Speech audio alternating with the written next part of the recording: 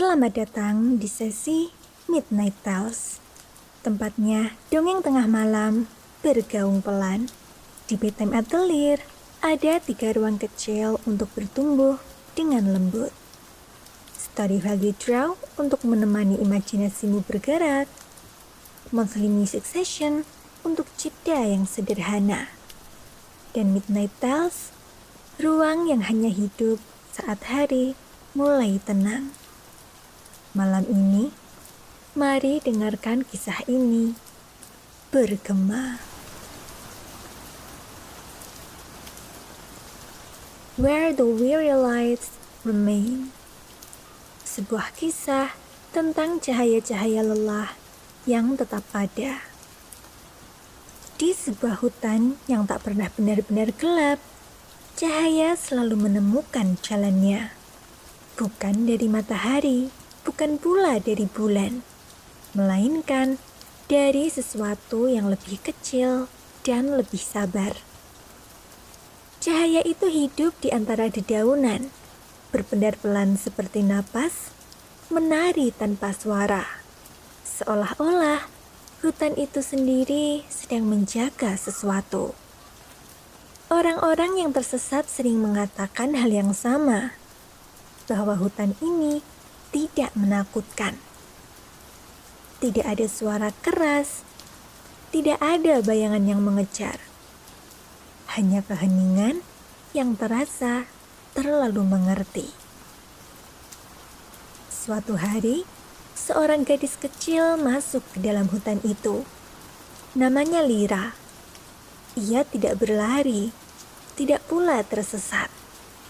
Lyra datang karena lelah. Ia lelah karena terus mencoba menjadi sesuatu yang orang lain inginkan. Langkahnya pelan, tatapannya kosong, meski tak sepenuhnya hilang.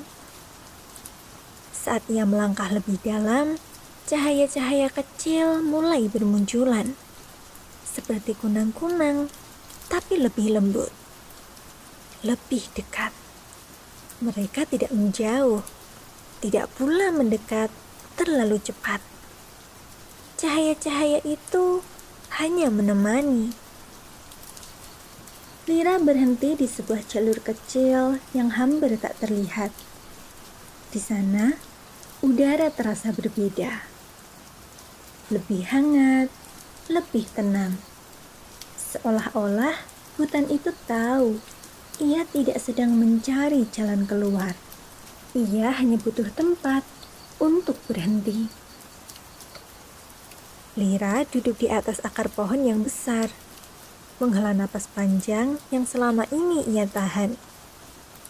Dan untuk pertama kalinya, tidak ada yang menyuruhnya bangkit. Tidak ada yang berkata, "Kamu harus lebih kuat."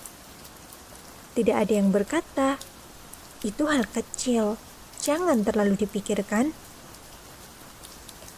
Hanya ada hutan yang diam dan cahaya-cahaya kecil yang terus menyala di sekitarnya.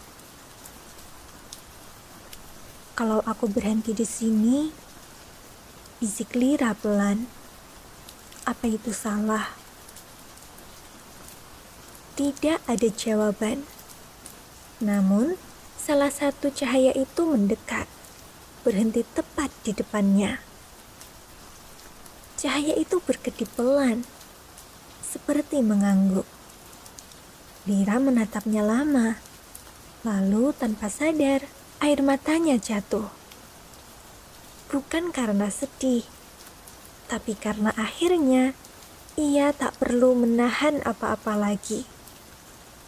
Ia menumpahkan segala perasaannya di tempat itu, menangis semaunya sampai dadanya terasa lega, ditemani titik-titik cahaya yang seolah mengerti perasaannya. Waktu berlalu tanpa terasa. Lyra tidak tahu sudah berapa lama ia duduk di sana. Yang ia tahu hanya satu, dadanya kini terasa jauh lebih ringan. Pikirannya pun jadi lebih sunyi, bukan kosong, tapi cukup tenang untuk tidak melawan dirinya sendiri. Saat ia akhirnya berdiri, cahaya-cahaya itu masih ada. Namun kali ini tak lagi mengelilinginya. Cahaya-cahaya itu membuka jalan. Sebuah jalur kecil yang sebelumnya tidak terlihat perlahan muncul di hadapan Lira. Lira tak bertanya kemana jalan itu pergi. Ia hanya berjalan, pelan, tanpa ragu. Namun, sebelum keluar dari hutan itu, Lira menoleh sekali lagi. Cahaya-cahaya itu masih berpendar di kejauhan, tenang dan diam. Tapi kali ini, ia melihat sesuatu yang sebelumnya tak ia sadari. Di antara cahaya-cahaya kecil itu, ada beberapa yang tidak bergerak. Bukan melayang, bukan menari. Cahaya itu hanya diam di satu tempat, seolah menunggu. Lira mengerjap dan hendak mendekatinya. Namun, seolah tahu, segerombol cahaya lain segera bergerak pelan di hadapannya. Bukan mengancam, tapi seperti menahan, memaksa Lira untuk mundur lagi. Lira mengernyit pelan. Ia memperhatikan cahaya yang diam itu lekat-lekat, dan perlahan ia mulai menyadari bentuk di dalamnya. Bukan sekadar cahaya, ada siluet kecil di sana, seperti seseorang yang duduk sambil memeluk lututnya sendiri. Diam, tidak bergerak. Bayangan itu tampak menunduk sendu ke tanah yang basah. Napas Lira tertahan. Menatap cahaya itu membuat Lira berpikir bahwa mungkin bayangan di dalamnya adalah seseorang yang pernah datang ke hutan ini dengan hati yang sama lelahnya. Seseorang yang mencari tempat untuk berhenti dan mungkin tak pernah benar-benar pergi. Untuk sesaat, dada Lira kembali terasa sesak. Bukan karena takut, melainkan karena ia tiba-tiba menyadari satu hal kecil. Mungkin hutan ini tidak hanya menenangkan, tapi juga menyimpan. Mendadak, cahaya-cahaya di sekitarnya berpendar lebih terang.